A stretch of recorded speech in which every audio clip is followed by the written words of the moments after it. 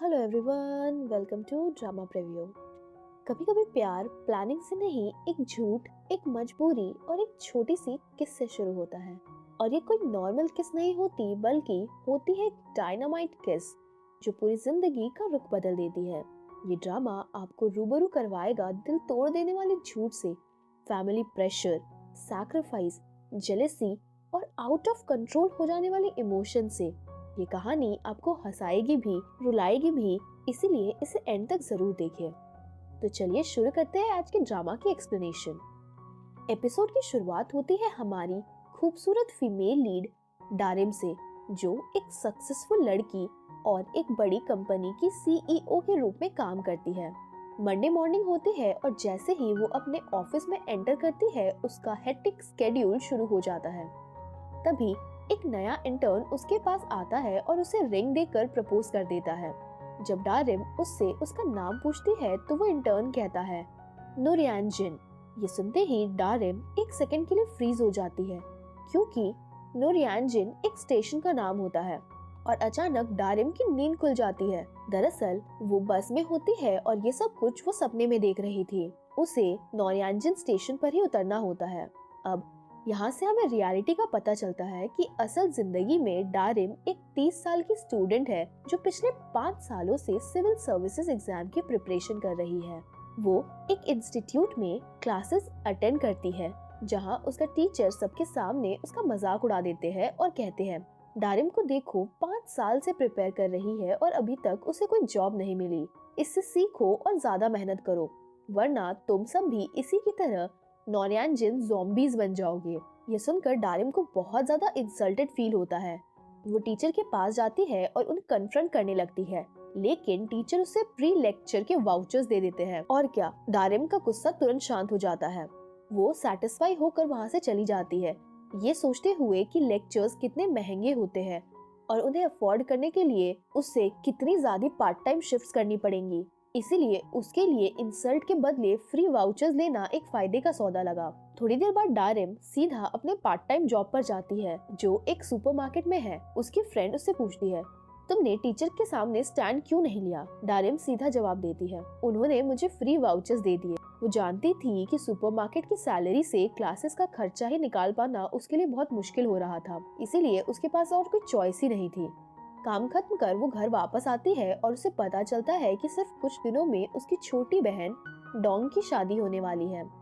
डारिम सच में बहुत एक्साइटेड थी, लेकिन एक बड़ी प्रॉब्लम थी। डारिम के पास कोई जॉब नहीं थी और ना ही वो किसी प्रेस्टिजियस यूनिवर्सिटी से ग्रेजुएट हुई थी।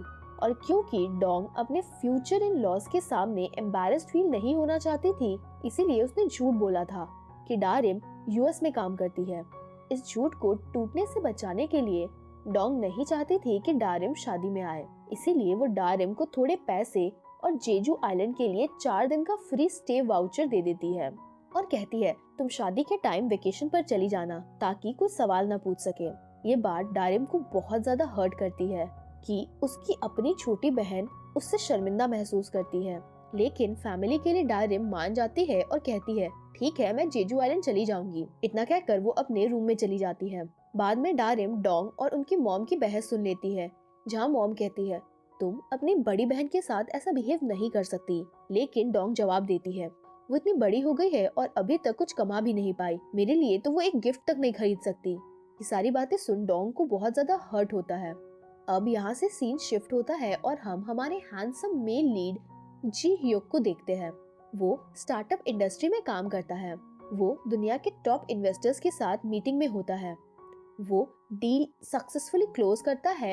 इतना ही नहीं, उसे 10 टाइम्स ज्यादा प्रॉफिटेबल बना देता है। इन्वेस्टर्स की सिर्फ एक ही रिक्वेस्ट होती है कि स्टार्टअप प्रोग्राम के लिए कोरिया का फेमस डेवलपर किम जोंग को हायर किया जाए। ये सुनकर जी ह्योक बहुत एक्साइटेड हो जाता है। तभी उसका फ्रेंड मिन आता है और वो दोनों सेलिब्रेट करने के लिए बाहर चले जाते हैं। मिन उसे कुछ लड़कियों से इंट्रोड्यूस करवाता है, लेकिन जी ह्योक बिल्कुल भी इंटरेस्टेड नहीं दिखता। मिन पूछता है, ब्रो, क्या तुम कभी प्यार में पड़े भी हो? क्या तुमने कभी किसी को किस भी किया है जिसने तुम्हारी पूरी सोच बदल दी हो? जिस पर जी ह्योक जवाब देता है, मुझे प्यार पर भरोसा नहीं है। मुझे आज तक कोई ऐसी लड़की मिली ही नहीं जो मेरे दिमाग में डायनामाइट की तरह उतर जाए और ऑनेस्टली मैं खुद से इतना प्यार करता हूँ कि किसी और से प्यार कर ही नहीं सकता। मैं स्टार्टअप प्लान्स का गॉडफादर हूँ। अगले दिन जी ह्योक डेवलपर किम जोंग के बारे में रिसर्च करना शुरू करता है। वो मिन को भी लगा देता है कि वो किम जोंग की पूरी स्कूल की हिस्ट्री, कॉलेज की हिस्ट्री निकाले।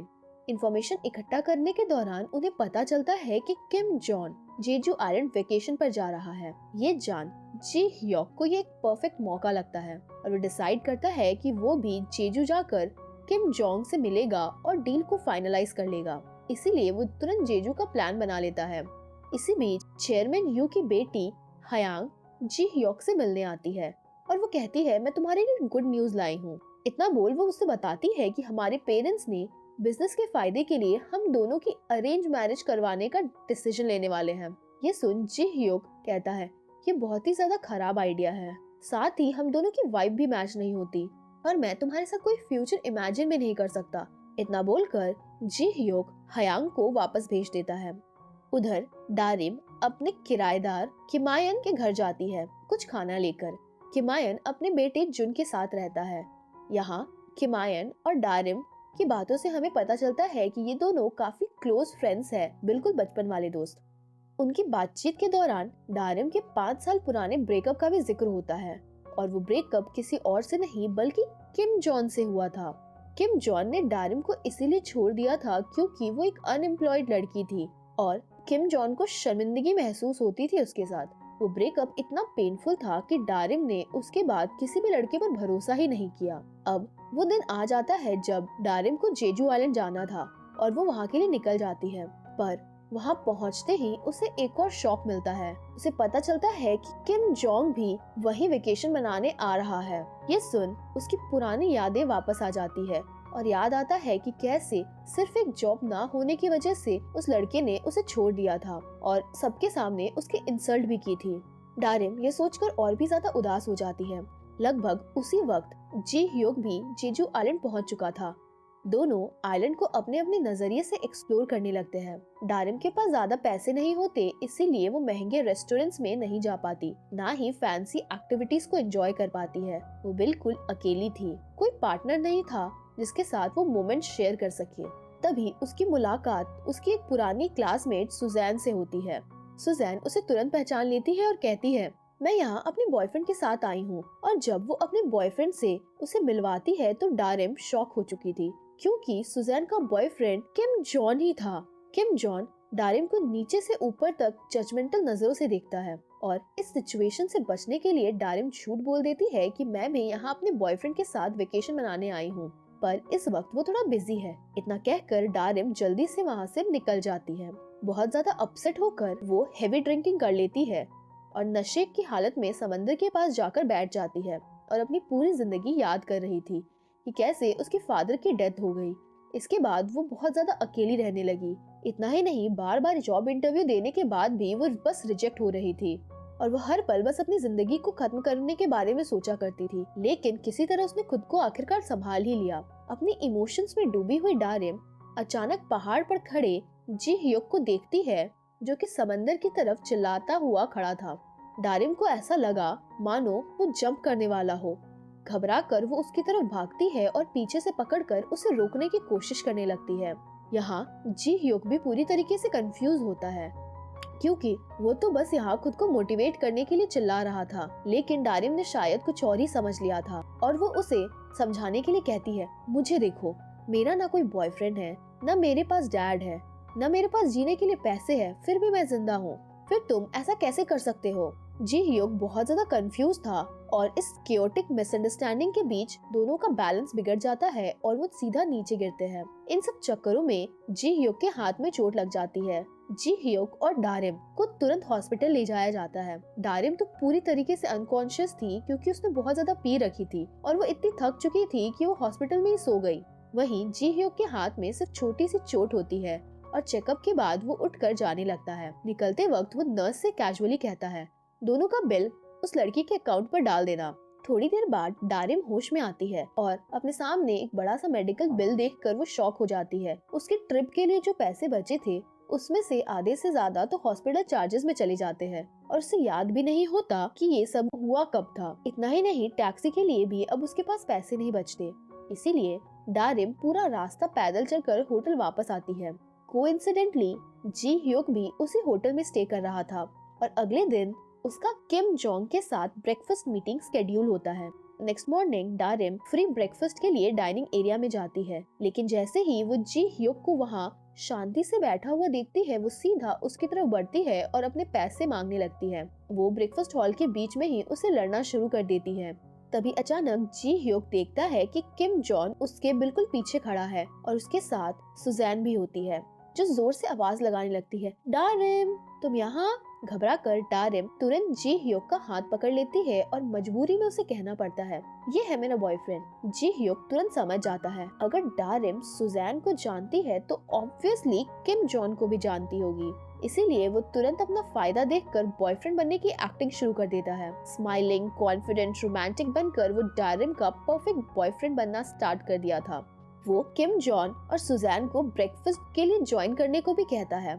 इसके बाद सब ब्रेकफास्ट कर रहे होते हैं और इसी दौरान जी ह्योक डारिम के साथ बहुत ज्यादा स्वीट बिहेव कर रहा था। वो उसकी तारीफ करता है और साथ ही अपनी फेक लव स्टोरी भी सुनाने लगता है। ऐसा लग रहा था मानो वो एक परफेक्ट कपल हो।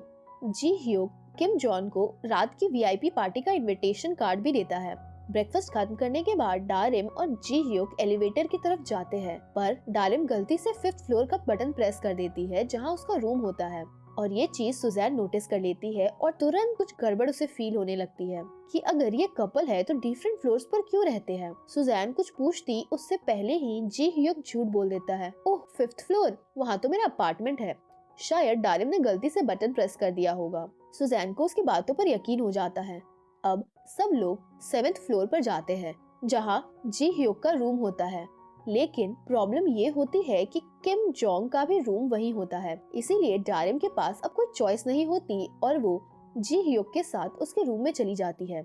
रूम के अंदर जाते ही डारिम चिल्लाने लगती है कि तुम मेरे साथ ऐसा कैसे बिहेव कर सकते हो, मैंने तो बस इमरजेंसी में तुम्हारा नाम यूज कर लिया और कहा कि तुम मेरे बॉयफ्रेंड हो। इसी मोमेंट जी ह्योक को एक इम्पोर्टेंट बात समझ आती है कि किम जॉन ही डारिम का एक्स बॉयफ्रेंड होगा। डारिम के इमोशंस इतने इंटेंस थे कि जी ह्योक को ये चीज समझ आ चुकी थी। तभी जी ह्योक डारिम को एक ऑफर देता है, सिर्फ एक दिन के लिए तुम मेरी फेक गर्लफ्रेंड बन जाओ, मेरे साथ पार्टी में चलो, क्योंकि मुझे किम जोंग के साथ एक बिजनेस डील साइन करनी है और इसके बदले मैं तुम्हारे हॉस्पिटल बिल्स के डबल नहीं बल्कि ट्रिपल पैसे पे कर दूंगा। डारिम को यहाँ फायदा दिखता है, उसे पैसे भी मिल रहे थे, साथ ही उसे अपना रिवेंज लेने का भी मौका मिल रहा था और किम का कॉन्फिडेंस के साथ सामना करने का भी। इसीलिए वो उसकी फेक गर्लफ्रेंड बनने के लिए मान जाती है। थोड़ी देर बाद दोनों पार्टी के लिए शॉपिंग करने जाते हैं, लेकिन जैसे ही डारिम प्राइस चेक करती है तो उसके होश उड़ गए थे। वो तुरंत जी ह्योक को खींचकर स्टोर से बाहर ले जाती है और कहती है, सिर्फ एक रात के लिए इतने महंगे कपड़े पहनना बिल्कुल वेस्ट है, मैं इतना एक्सपेंसिव कुछ नहीं पहनूंगी। जी ह्योक उसे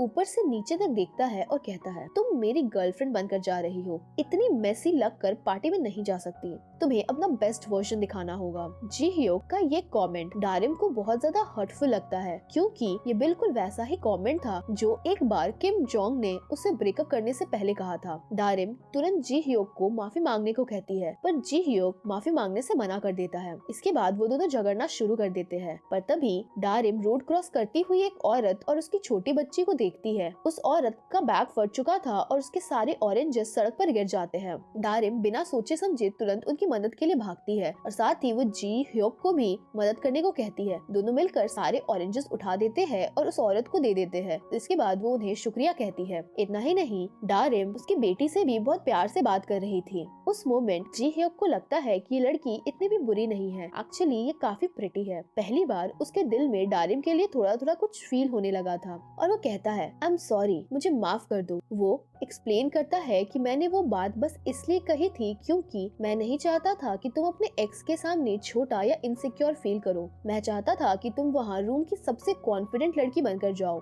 ये सुनकर डारिम मान जाती है और ड्रेस चूज करने के लिए निकलती है। जी ह्योक उसका कंप्लीट मेकओवर करता है, हेयर, मेकअप, सब कुछ। वो खुद भी सूट पहनकर रेडी होता है और फिर डारिम अपनी ग्रैंड एंट्री देती है। वो स्टनिंग, एलिगेंट और बिल्कुल ट्रांसफॉर्म लग रही थी। जी ह्योक अपनी नजर उस पर से हटा बता ही नहीं पाता, लेकिन अपनी फीलिंग्स को छुपा लेता है और कहता है, लगता है आज रात के लिए मैंने सिंड्रेला बना दिया है तुम्हें। इतना बोलकर वो उसकी उंगलियों में रिंग पहना देता है और फिर वो निकल जाते हैं वेन्यू के लिए, जहाँ रास्ते में वो उसे गर्लफ्रेंड रूल्स और नोट्स रटवा रहा होता है कि क्या बोलना है और कैसे बोलना है। थोड़ी देर बाद दोनों वीआईपी पार्टी में पहुँचते हैं। सबसे पहले सुजैन और किम जॉन से उनकी मुलाकात होती है। किम जोंग डारिम का ट्रांसफॉर्मेशन देखकर शॉक हो जाता है। उसके अंदर इंस्टेंट जेलसी फील होने लगती है। मीनवाइल जी ह्यूक अपना स्टार्टअप प्रोग्राम एक्सप्लेन करना शुरू करता है कि जैसे दो केमिकल्स मिक्स करने से रिएक्शन होता है और डायनामाइट बनता है, वैसे ही जब मैं इन्वेस्टर्स और डेवलपर्स को साथ लाता हूँ और वो एक्सप्लोसिव कंपनीज क्रिएट करते हैं, मेरा काम $1 ट्रिलियन का होता है। ये सब सुन किम जोंग काफी इम्प्रेस हो जाता है। जी ह्यूक सब कुछ परफेक्टली हैंडल कर रहा था, लेकिन डारिम को तभी थोड़ा नर्वसनेस फील होने लगता है और वो बाहर जाकर थोड़ा सांस लेने का डिसाइड करती है। किम जोंग भी उसके पीछे पीछे आ जाता है और वो उससे पूछता है, तो बताओ जी ह्यूक ने तुम्हें कितने पैसे ऑफर किए हैं उसकी गर्लफ्रेंड बनने का नाटक करने के लिए? आखिर कितने मिल रहे हैं तुम्हें? अगर ज्यादा चाहिए हो तो मुझे बता देना, मैं भी दे दूंगा। वो यहाँ ही नहीं रुकता और वो कहता है, जी ह्यूक बस तुम्हें इस्तेमाल कर रहा है। ये सुनकर डारिम गुस्से में कहती है, जी ह्यूक मेरा बॉयफ्रेंड है और तुम उसके बारे में कुछ भी नहीं कह सकते, समझे? इतना बोलकर वो पार्टी में वापस आ जाती है और किम जॉन भी उसके पीछे पीछे आ जाता है और एक बार फिर से वो अपना इंटरोगेशन शुरू करता है। वो जी ह्यूक से पूछता है, तो क्या तुम इसके पेरेंट्स से मिल चुके हो? क्या तुम इसकी फैमिली के बारे में जानते हो? ये सुनकर डारिम डर गई थी कि जी ह्यूक को तो उसके डैड की डेथ के बारे में पता ही नहीं है, लेकिन बिना एक भी सेकंड सोचे जी ह्यूक कॉन्फिडेंटली जवाब देता है, हाँ मैं इसकी मदर से मुलाकात कर चुका हूँ और इसके फादर को मैंने सिर्फ फोटोज में देखा है क्योंकि उनका देहांत हो चुका था। दरअसल ये डिटेल उसे उस दिन की वजह से याद थी जब डारिम ने उसे पकड़कर उसकी जान बचाई थी। जी ह्यूक का जवाब सुन किम यही नहीं रुकता और वो आगे और सवाल करता है और कहता है, अच्छा तो बताओ डारिम के कितने भाई बहन हैं? अब ये सवाल सुन डारिम अचानक से बीमार होने का नाटक करने लगती है और जी ह्यूक को खींचकर वहाँ से ले जाती है। वो डर जाती है कि अगर उनका भांडा फूट गया तो वो जी ह्यूक को पकड़कर बाहर ले आई थी। लाउड म्यूजिक होने की वजह से जी ह्यूक धीरे से डारिम के कान में कहता है, अभी निकलते हैं, कल फिर मिलेंगे, पहले एक दूसरे के बारे में सब कुछ मेमोराइज कर लेते हैं, ठीक है ना? वो निकलते इससे पहले ही किम जॉन और सुजैन उन्हें ढूंढते हुए वहाँ आ रहे होते हैं। डारिम उन्हें देखकर इतना घबरा जाती है कि अचानक से जी ह्यूक को पकड़कर उससे किस कर लेती है, सिर्फ किम जॉन के सवालों से बचने के लिए। ये देखकर किम जॉन और सुजैन ऑकवर्ड हो गए थे और वो वहाँ से सीधा चले जाते हैं। अब डारिम तुरंत माफी मांगती है जी ह्यूक से और कहती है, सॉरी ये एक इमरजेंसी थी, मेरे पास और कोई भी चॉइस ही नहीं था, इसीलिए मैंने किस कर दिया। लेकिन जी ह्यूक के तो तोते उड़ चुके थे। डारिम का किस उसे शॉक वेव की तरह लगा था। उसकी हार्ट बीट बदल जाती है। उसकी पूरी जिंदगी में पहली बार कुछ अलग हो रहा था, बिल्कुल एक पावरफुल और एक्सप्लोसिव डायनामाइट की तरह। वो डारिम को देखता है और धीरे से कहता है, मुझे दोबारा किस करो। डारिम कुछ सोचती और समझती उससे पहले ही जी ह्यूक उसे अपनी बाहों में भर लेता है और दोबारा किस करता है। इस बार ये एक बहुत ज्यादा पावरफुल, लंबा, गहरा, बिल्कुल एक डायनामाइट किस की तरह था।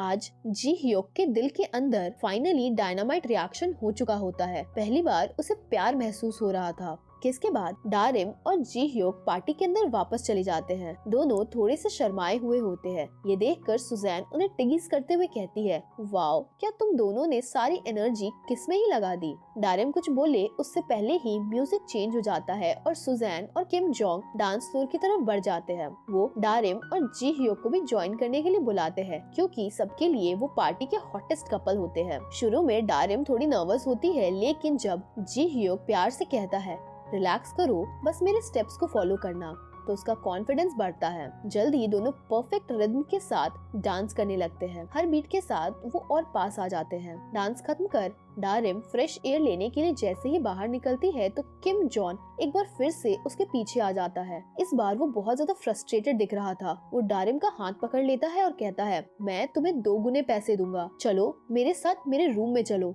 मैं हम दोनों के लिए एक प्राइवेट रूम बुक करता हूँ ताकि हम वापस से साथ टाइम स्पेंड कर सके। ये सुनते ही डारिम को बहुत ज्यादा गुस्सा आता है और वो वहाँ से जाने लगती है, लेकिन किम जॉन उसे खींच कर वापस ले आता है और उसके साथ जबरदस्ती करने की कोशिश कोशिश करता है। उसी वक्त जी ह्योक वहाँ आ जाता है और बिना एक भी सेकंड सोचे वो सीधा किम जोंग को मारने लगता है। किम जोंग उसे धमकी देता है कि अगर तुमने मुझे दोबारा टच भी किया तो मैं तुम्हारे साथ बिजनेस डील कैंसिल कर दूंगा। जिस पर जी ह्योक तुरंत जवाब देता है, मुझे तुम जैसे नीच आदमी के साथ कोई डील करनी भी नहीं है। इतना बोलकर वो डारिम का हाथ पकड़कर उसे वहाँ से ले जाता है। दोनों सीधा बीच पर जाते हैं, जहाँ डारिम नोटिस करती है कि जी ह्योक के हाथ पर चोट लग गई थी। वो चुपचाप अपनी रुमाल उसके हाथ पर बांध देती है और वो कहती है, सॉरी, मदद करने के बजाय मैं हमेशा तुम्हारा काम बिगाड़ देती हूँ। जी ह्योक उसे तसल्ली देता है कि तुमने कुछ भी गलत नहीं किया। अगर मैं किम जोंग के साथ कोई डील कर भी लेता तो मुझे फ्यूचर में कोई ना कोई दिक्कत जरूर होती, और अगर सच कहूँ तो ये डील इतनी जल्दी कैंसिल हो गई, यही इसका बेस्ट आउटकम था।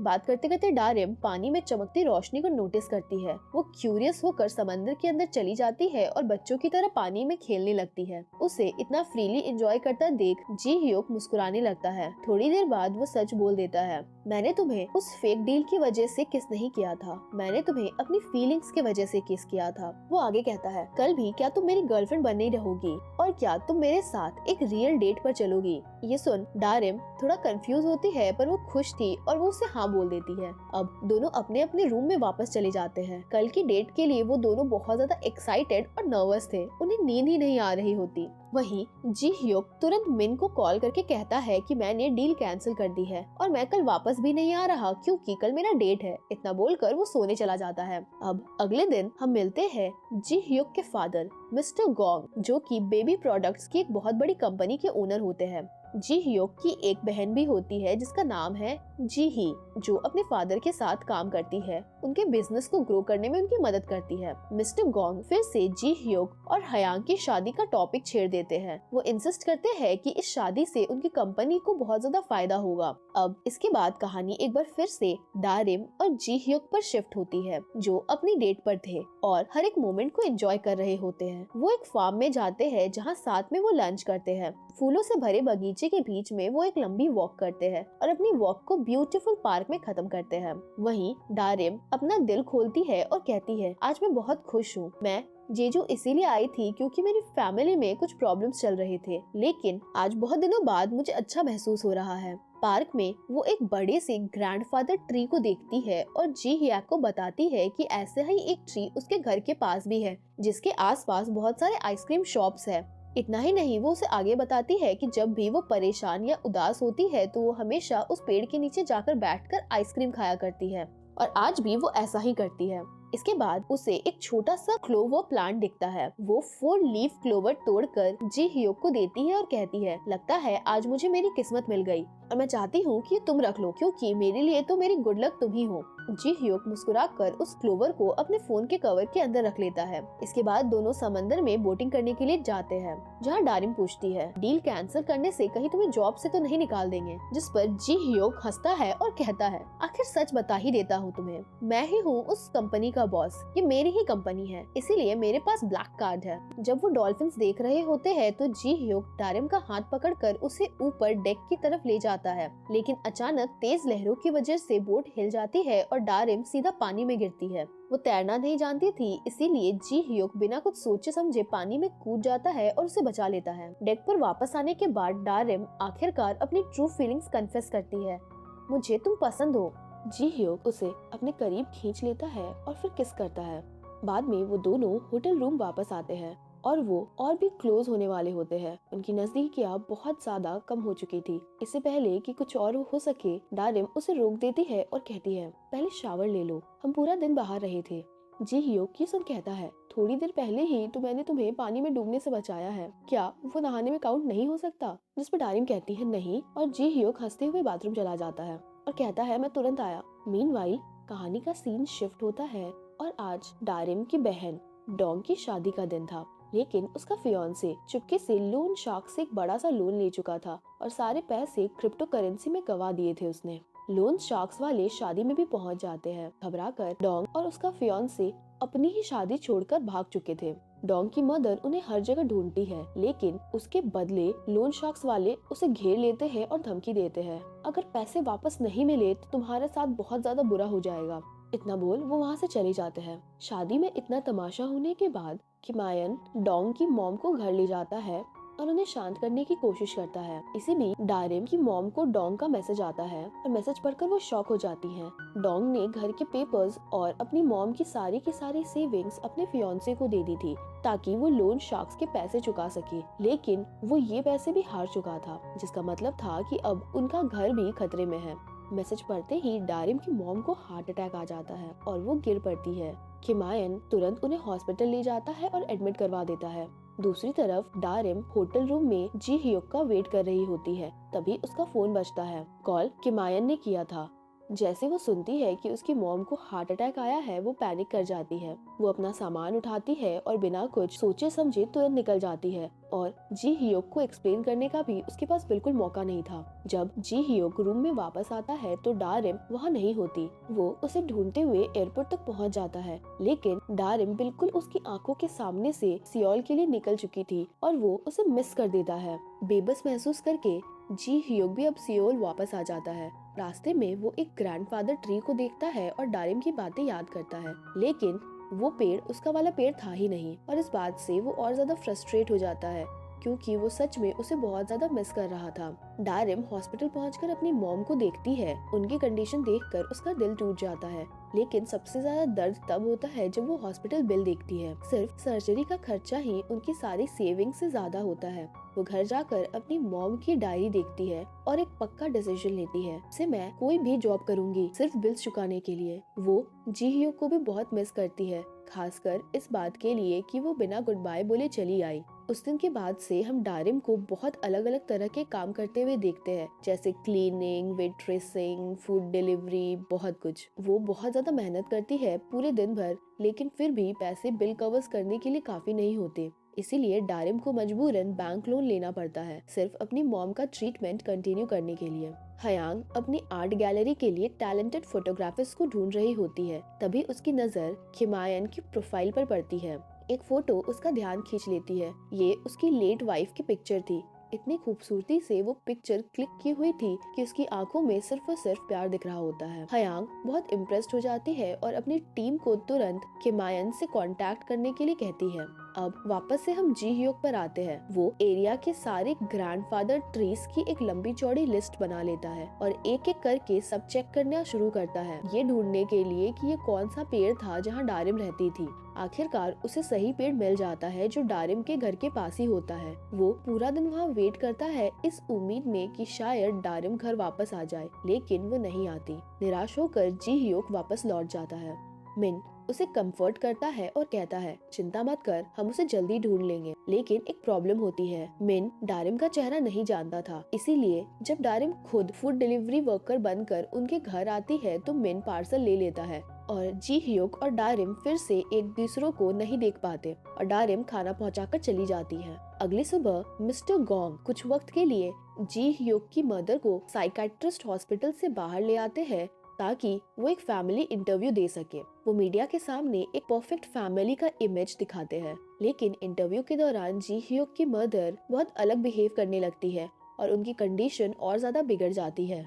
जी हियोक तुरंत वहाँ पहुँचता है, अपनी मॉम को प्रोटेक्ट करता है और अपने फादर पर गुस्सा करता है कि वो सिर्फ कंपनी की इमेज के लिए उसकी मॉम का इस्तेमाल कर रहे हैं। वो अपने फादर कन्फ्रंट करता है और कहता है, मैं आपकी हर कंडीशन मान लूंगा, सिर्फ एक चीज के बदले में आप मेरी मॉम को डिवोर्स दे दोगे। ये सुन मिस्टर गोंग कहते हैं, ठीक है, पर तुम्हें मेरी शर्त माननी पड़ेगी। वो जी हियोक को अपना स्टार्टअप छोड़ने को कहते हैं, साथ ही फैमिली की बेबी प्रोडक्ट्स कंपनी को ज्वाइन करने को कहते हैं। इतना ही नहीं, वो जी हियोक को चेयरमैन यू की बेटी यानी कि हयांग से शादी करने को कहते हैं। जी हियोक ये सब कुछ भी नहीं करना चाहता था, लेकिन सिर्फ अपनी मॉम की सेफ्टी के लिए वो कहता है कि ठीक है, मैं आपकी सारी बातें मानूंगा। ये सुन मिस्टर गोंग बहुत ज्यादा खुश हो जाते हैं। उन दोनों की इन सारी कॉन्वर्सेशन को सुनकर एक इंसान था जो बहुत ज्यादा अपसेट था और वो थी जी ही, जो कि जी हियोक की बहन थी। उसने कंपनी के लिए सब कुछ किया होता है, फिर भी टॉप पोजीशन जी हियोक को ही दे दी जाती है। बाद में जी ही ऑफिस जाती है और देखती है कि नैनसुक नाम की एक औरत अपने मैनेजर से बहस कर रही है। नैनसुक का रिकॉर्ड काफी खराब होता है, हमेशा लेट, बार बार जॉब चेंज करती रहती है, फिर भी जी ही उसे हायर कर लेती है। इसलिए नहीं क्योंकि वो उस पर बिलीव करती है, बल्कि इसलिए क्योंकि वो चाहती थी कि जी ह्यूक इररिस्पॉन्सिबल एम्प्लॉइज के साथ स्ट्रगल करे जब भी वो कंपनी ज्वाइन करे। जल्द ही मैनेजर पूरी कंपनी में न्यूज फैला देता है कि कंपनी न्यू मॉम्स को जॉब दे रही है, चाहे उनके पास क्वालिफिकेशन हो या एक्सपीरियंस ना हो, फिर भी वो उन्हें हायर करेंगी। ये न्यूज डारिम तक पहुंच जाती है, जो अभी भी जॉब के लिए डेस्परेटली सर्च कर रही थी। उसकी मॉम होश में आती है और डारिम उनसे प्रॉमिस करती है कि मैं जल्दी जॉब ढूंढ लूंगी। वहीं डारिम सोचती है कि इस जॉब को अप्लाई करने के लिए उसे माँ होने का झूठ बोलना पड़ेगा। वो झूठ बोलना तो नहीं चाहती थी, पर उसके पास कोई ऑप्शन नहीं था। वो पूरी रात इस बात को सोच सोच कर बहुत परेशान रहती है। तब उसे ऊपर से जुन और किमायन की आवाज सुनाई देती है। अपने दिल में वो अपने डैड से माफी मांगती है और डिसाइड करती है कि वो एक बार फिर से झूठ बोलेगी। वो जुन को अपना बेटा बताने का फैसला करती है। अगली सुबह उसका रिज्यूमे बाकी मॉम्स के रिज्यूमे के साथ जी ही तक पहुंचता है। जी ही वो रिज्यूमे जी ह्यूक को दिखाती है और बताती है कि वो उसके लिए एक स्पेशल टास्क फोर्स टीम बना रही है जो प्रोडक्ट्स मार्केटिंग हैंडल करेगी। जी ह्यूक मान जाता है क्योंकि उसे कंपनी में कोई इंटरेस्ट नहीं होता और वो बस अपने फादर से दूर रहना चाहता था। वो रिज्यूमेस देखना शुरू करता है, लेकिन जैसे ही डारिम का फाइल आने वाला होता है वो उठकर चला जाता है। अगली सुबह सारे एप्लीकेंट्स को इंटरव्यू के लिए बुलाया जाता है। इंटरव्यू पैनल में होते हैं जी ही, मैनेजर और जी ह्यूक खुद। बाहर डारिम इंटरव्यू रूम के बाहर खड़ी कांप रही थी। वो डरी हुई और बहुत ज्यादा एंग्शियस थी, लेकिन फिर भी वो अपनी मॉम के बारे में सोचती है और याद करती है कि वो ये सब कुछ उनके लिए कर रही है, अपनी फैमिली के सर्वाइवल के लिए। ये सोचकर उसे स्ट्रेंथ मिलता है और वो हिम्मत जुटाकर इंटरव्यू रूम के अंदर चली जाती है।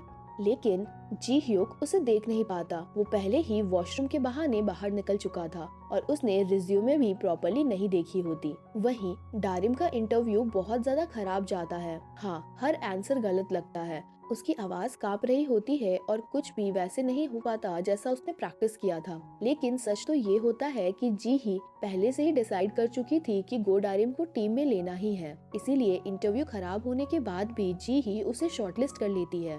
दूसरी ओर हम देखते हैं कि हयांग जी ह्यूक से मिलने आती है। वो बहुत ज्यादा खुश थी, लगभग बहुत ग्लो कर रही होती है क्योंकि जी ह्यूक ने कंपनी ज्वाइन कर ली थी और दोनों की शादी होने वाली थी। लेकिन जी हयांग उससे ज्यादा बोलने का मौका नहीं देता और सीधा कहता है, चाहे मेरी तुमसे शादी हो जाए लेकिन मैं तुमसे कभी प्यार नहीं कर पाऊंगा। मुझे तुम्हारे लिए कोई फीलिंग्स नहीं है, बिल्कुल भी नहीं है। हयांग जबरदस्ती मुस्कुराकर कहती है, जब हम साथ रहेंगे तो फीलिंग्स अपने आप ग्रो कर जाएंगी। उसके ये कहते ही जी ह्यूक के दिमाग में सिर्फ एक ही चेहरा फ्लैश होता है, वो था डारिम का। दूसरी ओर डारिम ग्रैंडफादर ट्री के नीचे बैठकर कंपनी के कॉल का डेस्परेटली वेट कर रही थी। उसका दिल बार बार डूब रहा होता है ये सोचकर कि शायद उसका सिलेक्शन ना हो। तब किमायन अपने स्टूडियो से बाहर आता है और उसे वही बैठा हुआ देख लेता है। वो उसके पास बैठता है और उसे चीयर अप करने की कोशिश करता है। वो याद दिलाता है कि स्कूल के टाइम पर जब सीनियर्स मुझे बुली करते थे तब सिर्फ तुम ही थी जो मेरे लिए खड़ी होती थी, इसीलिए तुम हमेशा से मेरी सबसे क्लोज फ्रेंड रही हो।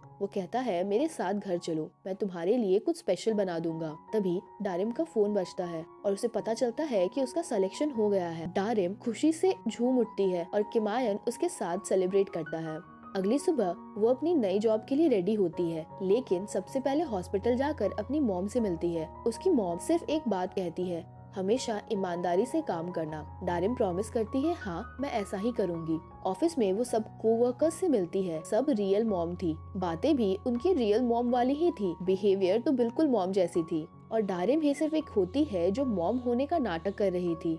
जल्द ही उन्हें अपने टीम लीडर से मिलने का मौका मिलता है और टीम लीडर कोई और नहीं बल्कि जी ह्यूक था। ये उसकी टीम के साथ पहली मीटिंग होती है। जैसे ही जी ह्यूक डारिम को देखता है और डारिम जी ह्यूक को देखती है, दोनों के होश उड़ जाते हैं। मीटिंग शुरू होती है और जी ह्यूक सबसे पूछता है, तुम्हारे कितने बच्चे हैं? हर औरत अपना जवाब देती है। फिर डारिम कहती है, मेरा एक 6 साल का बेटा है। जी ह्यूक ये सुनकर जोर जोर से हंस पड़ता है। वो इस बात पर एक सेकंड के लिए भी भरोसा नहीं कर पा रहा था। एम्बैरेस्ड होकर डारिम उठकर रूम से बाहर निकल जाती है। इसी के साथ ये पार्ट यहीं खत्म होता है। आगे क्या होता है ये जानने के लिए चैनल को सब्सक्राइब करें और अगर वीडियो पसंद आई हो तो इसे लाइक करें और कमेंट करके मुझे बताएं कि आपको ये कैसी लगी। साथ ही इसे शेयर करना ना भूलें। Thanks for watching.